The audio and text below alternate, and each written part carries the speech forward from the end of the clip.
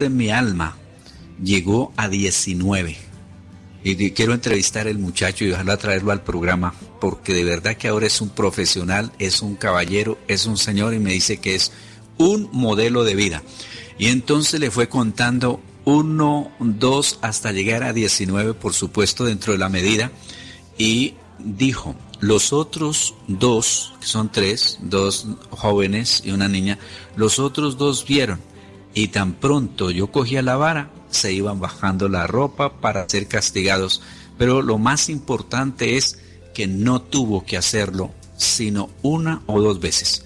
Quien me escucha, que es mi hijo, ahí ahora puede hablar, solamente una vez, solo una vez en mi vida, y fue más como, ¿qué diría?, advertencia que castigo. No tuve que hacerlo porque entendió que había que obedecer.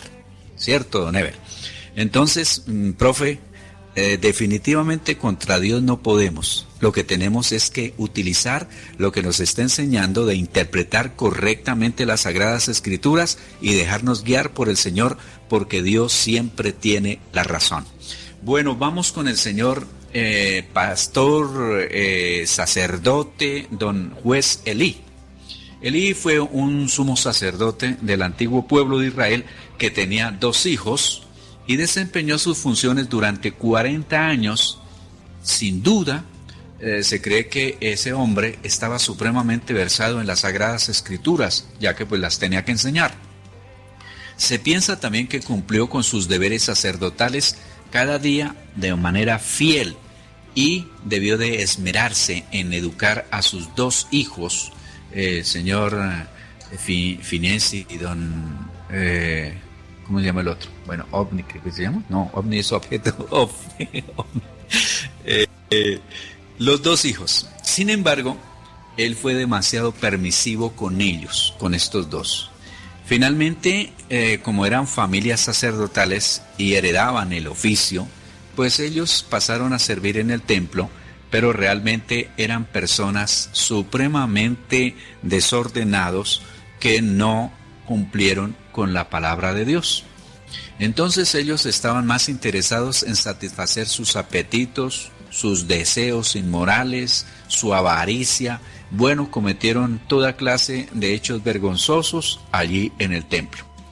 Este Elí no tuvo el valor de destituirlos, llamarles fuertemente la atención. La gente, la Biblia dice que se quejaban, la gente, del mal comportamiento de sus hijos, y no quiso llamarlos a orden. Con su permisividad honró a sus hijos más que a Dios, que eso es lo que uno a veces no tiene en cuenta. Prefiere su familia natural que su familia espiritual, y dentro de la familia espiritual nuestro Padre es Dios. Entonces desechamos a nuestro Padre Dios por nuestros hijos o por hermanos o por qué sé yo.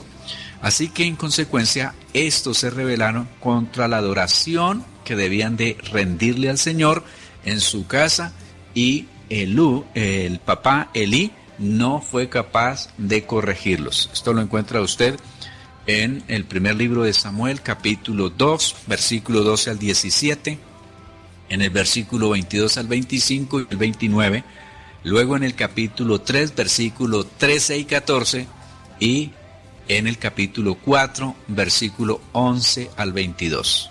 Los hijos de Elí ya eran adultos cuando ocurrieron estos hechos, pero de todos modos, el relato enfatiza o subraya el peligro de no disciplinar a los hijos, de no corregirlos. Y es que parece que algunos padres confunden amor con permisividad. Y es que los hijos dicen, ay, usted no me quiere porque no me deja salir. ¿Le han dicho, Ana, María? ¿Sí? ¿Y usted qué le responde? Porque los quiero, no los dejo ir. ¿Sí? Exactamente me dice aquí. ¿No? Y entonces que no, que se le dé toda, se le suelte, como dicen por ahí, la rienda, y que eso es amor. Y muchos papás están confundidos, papás y mamás, al respecto.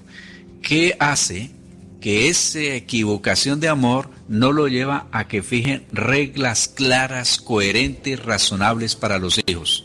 Entonces descuidan la disciplina amorosa, incluso cuando violan los principios piadoso, los principios de Dios. Imagínense que tenemos ahora niñitos de 6 años que les dicen, vamos a la iglesia. No, me quedo viendo a los hermanos Simpson. Imagínense esas bellezas, esos profesores y otros que yo ni siquiera sé, pero que son el mismo diablo metido allí en la sala y que muchas veces se quedan cuidando a los niños. Otros que tienen programas preferidos o que un deporte, y cuando los papás no tenemos firmeza para mostrarles que primero está Dios, no esperemos respeto, no esperemos obediencia, porque quien no respeta y no obedece a Dios no va a respetar ni a obedecer a los papás. Entonces, que Dios nos ayude, porque necesitamos establecer unas reglas claras para que nuestros hijos sepan a qué se deben de atener. Me acuerdo de una reunión que hice una vez con jóvenes, y dije, bueno, los papás se quejan mucho de ustedes, y utilicé un tablero de 2 metros 40 centímetros por 1,40 de ancho, y lo utilizaba por ambos lados. Llené ese tablero en varias columnas de todas las quejas que tenían los hijos hacia los padres. Entre las quejas que tenían es la falta de reglas claras y de coherencia, de mantenerse. Me decía uno, todo depende del genio con que esté mi mamá. Si mi mamá está contenta, yo tengo comida calientica, me espera, no importa que llegue. Él estudiaba de noche, se ponía a hablar con sus amigos, y de pronto ya llegó la etapa de pues buscar noviecita, y se quedaba tarde, y la mamá, ay, él se llamaba Rafael. Mi niño Rafael, tan lindo, le tenía allí comida, y bueno. Pero cuando estaba de mal genio, lo esperaba con un garrote, y él que metía la cabeza y le caía un garrotazo en la cabeza. Entonces decía, yo no sé a qué atenerme, porque todo depende de cómo está mi mamá. No tengo reglas claras. En la casa eran, muestra a ver, un hombre y 3 mujeres y un niño pequeñito en la casa. Nadie sabe qué es lo que hay que hacer. Allí es más fácil ahorcar un sapo o una rana, porque eso es acéfalo, no que el orden que pueda haber en la casa. Nadie sabe cuál es su deber. Entonces, mis hermanos, esto es muy importante que lo tengamos en cuenta. Demos un cambio aquí para que hablen, porque estos temas traen muchos, pero muchos comentarios. Adelante. No creo que me alcance la batería, me queda el 1%, pero totalmente de acuerdo, Pastor Osvaldo. Nadie está, en la Biblia dice darle con vara, no con un palo, por supuesto. Pero hoy hay una reticencia de las personas, hay una resistencia a corregir a los hijos, y una educación que se enseña en televisión, en radio, con una pseudopsicología que lo único que hace es torcer más a las personas y hacer hijos más irreverentes, más irrespetuosos, que hacen lo que quieren y cuando quieren, desde niños, desde muy niñitos. Cambio. Muchas gracias, profe. Me alegra muchísimo que ustedes participen. Vino una vez mi hijo Sikri y me dijo, tengo que decirle algo, papá. Y listo, vamos a hablar. Y entonces me dice, es que yo ya no quiero decirle papá, sino amigo. Le dije, no, la Biblia no habla de que yo soy su amigo, yo soy su papá. Y ya con 30 y algo de años sigo creyendo que yo soy el papá, no el amigo. Y así tengan 50, sigo siendo el papá, no el amigo. Mi papá tiene 90 años y yo sigo diciéndole papá. Lo saludo de papá, nada de que hubo cucho. Muy bien. Bueno, mis hermanos, cuando les dé el cambio, por favor entren allí y entonces hablamos y conversamos. Y si no, espérenme a mí mientras terminamos el tema, ¿no es cierto, Ana María? Vamos a hablar de el hijo del rey David, Roboán. Este amigo Roboán, este ejemplifica otro extremo en el ejercicio de la autoridad. Fue el último rey, el rey cuando el reino estaba unido, cuando no se habían dividido. Y este hombre que heredó un país con un pueblo descontento por las cargas que le había impuesto su padre Salomón, ¿fue comprensivo? No.